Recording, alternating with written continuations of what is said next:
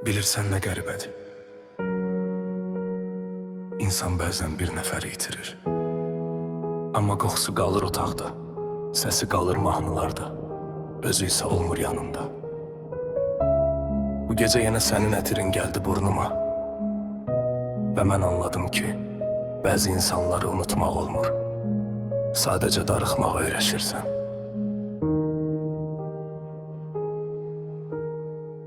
Sarı saçların düşür yadıma sakitçe. Küçələr susur sensiz hər gecə.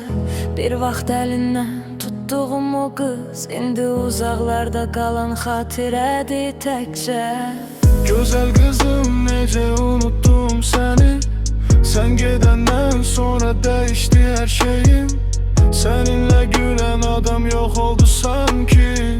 Yerində yorğun biri qaldı indi. O verdiyim ətir yadındadır hələ. Əllərim toxunmuşdu şüşəsinin hər yerinə. İstədim hər sıxdığında hiss edəsən məni. Sanki nəfəsim qalır yanında gizlicə. Həsrətəm sənə, gəl yenə yanıma.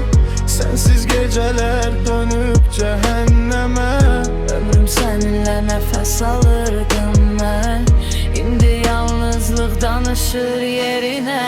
Gözəl qızım, adım düşmür dilimdən. Nə qədər uzaq olsan çıxmırsan qəlbimdən. Sənin qoxun qalıb üstümdə yenə.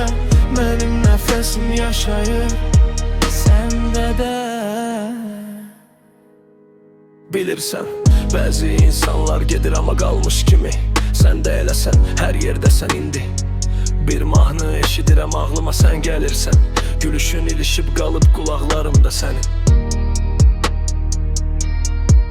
Gözəl qızım, bəlkə də gecikdim. Sevdiyimi deməyə həmişə çəkinmişdim.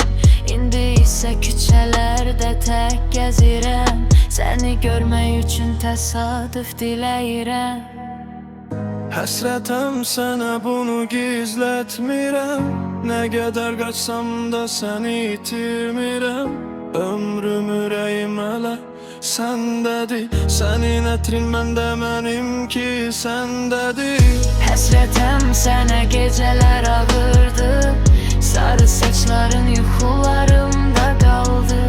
Bir gün qayıtsan qucağıma yenə. De ki mən də darıxdım sənə.